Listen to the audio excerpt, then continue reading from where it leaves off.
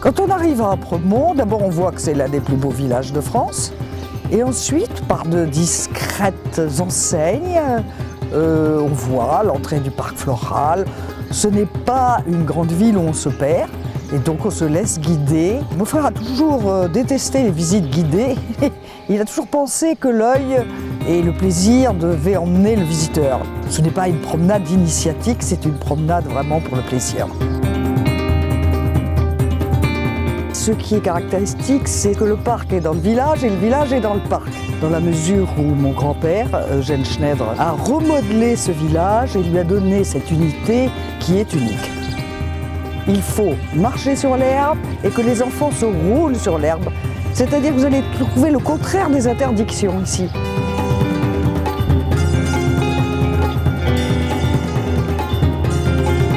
Forêt et écriture. Je suis sylvicultrice. Alors, ce jardin est une superficie de 5 hectares. Il est ouvert pendant 6 mois, donc il faut qu'il soit parfait pendant 6 mois, de Pâques en gros à octobre. Je m'occupe de la gestion du site. Nous venons d'ailleurs de recevoir le prix Pictet Patrimoine des jardins pour la gestion du site, c'est-à-dire le plan de gestion du jardin.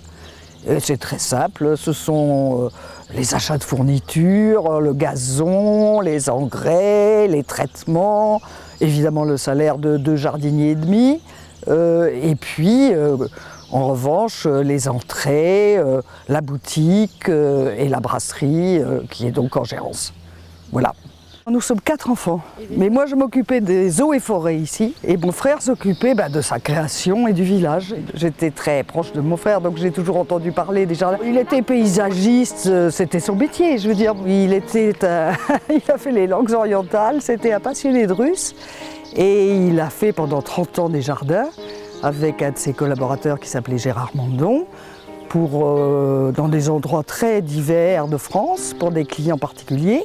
Et puis les 30 dernières années de sa vie, il s'est consacré au jardin d'Apremont. C'était un village fleuri toujours, parce que mes grands-parents, ma grand-mère en particulier, de qui je tiens cet endroit, puisque c'est venu depuis 3 siècles en lignée féminine, a toujours adoré les fleurs. Et elle a épousé en 1894 un industriel qui s'appelait Eugène Schneider, qui est devenu mon grand-père, et ils sont venus ici en voyage de noces. Et il est tombé évidemment amoureux de la dame, mais aussi amoureux du lieu pour lequel il a beaucoup fait, que ce soit le château, que ce soit le village ou que ce soit la forêt. Mais le jardin lui-même a maintenant une 40aine d'années. Il a été vraiment créé par mon frère, ouvert au public il y a 40 ans. Et donc on est passé d'un village fleuri à un parc floral. Il y a beaucoup de choses que vous n'avez pas vues et que vous verrez ici. C'est vraiment un endroit tout à fait exceptionnel. Je le dis d'autant plus que je l'ai ici pour rien et que ce n'est pas du tout ma création.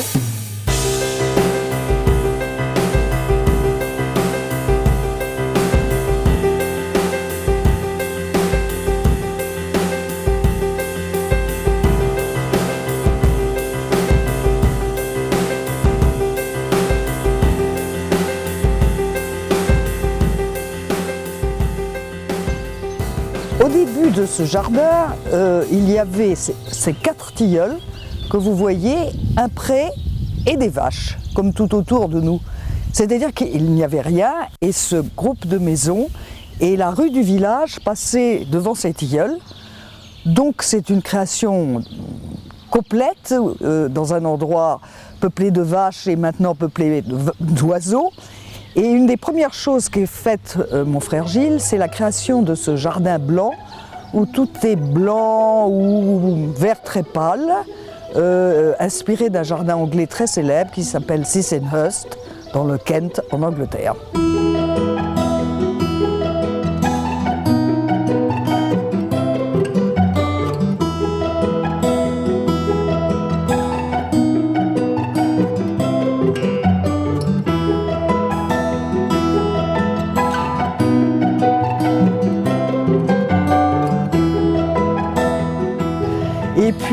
vous allez trouver 3 folies ou fabriques qui sont des petites constructions légères, très en vogue en Europe à la fin du XVIIIe.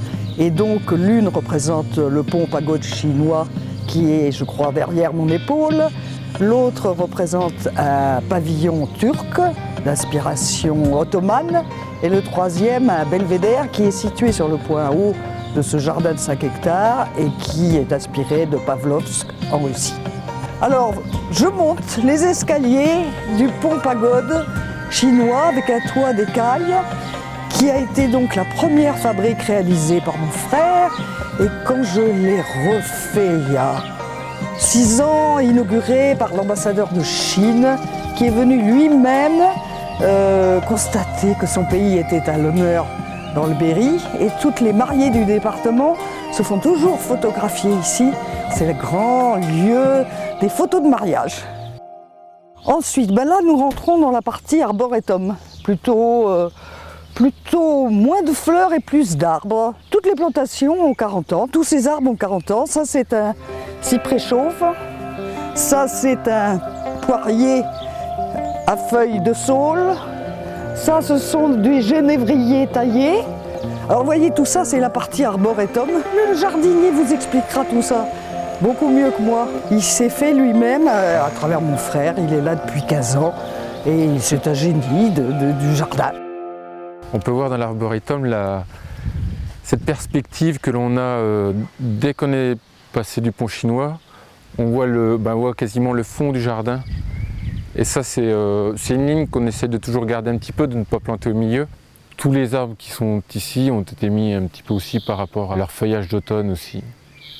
Ils sont tous magnifiques. Automne, voire même été, est-ce qu'on peut regarder le robinier qui, avec son feuillage vert jaune, qui est magnifique. Un petit peu plus loin, on a les Parossia où on aperçoit celui qui ont un port assez particulier.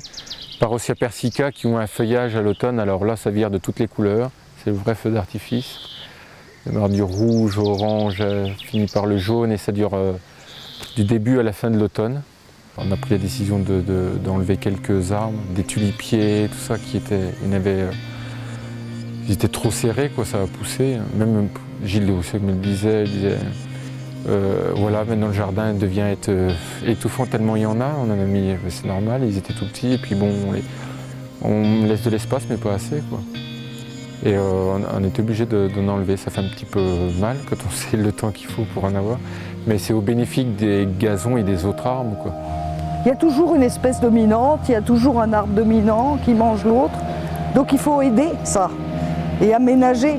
Au moment du décès de M. Gilles, c'est vrai que c'était déjà dur pour elle de perdre son frère et s'occuper de tout ça était, je suppose, pas évident. Et donc dans le jardin, j'étais la personne qui a continué, quoi. Donc, puis dans la lancée que M. Gilles de Roussac m'avait enseignée, quoi. Le truc qu'il m'avait dit, c'est dans le jardin, il avait mis les 3 séquoias et c'est autour de ces 3 énormes séquoias qui poussent à une vitesse. Et il m'a dit que c'était le pilier du jardin, l'arboretum. Et autour de ça, il a planté d'autres arbres, arbustes. Voilà, ce pavillon turc a été créé il y a une quinzaine d'années avec le rappel de l'œillet qui est un motif, un sol qui a été fait à Tétouan au Maroc en zélige et des peintures intérieures que vous verrez et qui représentent en gros les 4 âges de la vie ou les 4 saisons. Voilà. Et il est au milieu de l'eau, nous sommes sur le Bosphore, rêvé. Voilà la cascade. 650 tonnes de rochers qu'on a monté comme ça à la grue. Voilà, donc la cascade, création complètement nouvelle. On monte au belvédère. Donc vous êtes sur le point culminant maintenant du jardin, qui est donc dominé par ce belvédère d'inspiration russe, qui donne sur l'Allier, qui va se jeter dans la Loire au bec d'Allier quelques kilomètres plus bas. Donc sur les plans que vous verrez dans l'entrée du magasin, Il a été exécuté par la faïencerie de Nevers, cette sorte de bande dessinée qui représente le voyage des Puccinelli, c'est-à-dire des personnages de la comédie italienne, napolitaine, qui partent de Venise. Donc ils sont en place Saint-Marc et ils s'embarquent pour faire le tour du monde. Et ils terminent ici même où vous vous trouvez. Voici Gilles de Brissac avec son chien Octan, qui montre au personnage de la comédie italienne le parc floral qui est sous vos yeux en lui disant « c'est le plus beau lieu du monde, donc après un tour complet de la planète ». Le but initial des Folies, c'était justement à une époque, fin 18e, où on voyageait quand même peu, de faire connaître ce qu'était le Bosphore, la Chine, mais par l'imagination. Donc ces fabriques ont été commandées par mon frère Gilles, qui est le créateur du jardin, à un artiste russe qui s'appelait Alexandre Serebriakov, et ont été exécutées en 10 ans selon ses dessins. Voilà, alors là, on rentre dans la partie plus jardin et moins arboretum. Voilà l'entrée du tunnel, et c'est absolument à tomber. Là, c'est plutôt la bordure d'été, c'est-à-dire maintenant, les delphiniums, les roses, les géraniums vivaces, les hortensias blancs. Alors, on a mis quelques clématites pour qu'il n'y ait pas que des glycines. C'est le pays des roses et des clématites ici. Mon frère a toujours voulu faire une œuvre très didactique. Donc vous remarquerez l'étiquetage. Tout ça est fait avec beaucoup de soin pour transmettre à travers ce jardin ce qu'il avait lui-même appris. Vous voyez encore un autre exemple de cette maison qui est dans le parc sans être dans le parc. Le village est dans le jardin est dans le village. Ce n'est pas du tout une création abstraite. C'est une création dans la vie et de la vie végétale et de la vie humaine. Comme a dit monsieur Christian Mallet du prix Pictet, c'est la première fois en 8 ans de prix que nous voyons un jardin en léger bénéfice. Ça ne nous est jamais arrivé et c'est d'ailleurs pour ça qu'on vous a récompensé. Nous dépendons absolument du temps. S'il fait beau, les gens viennent et cette année affluent, je dirais affluent. Dès qu'il y a un nuage, les oiseaux s'envolent.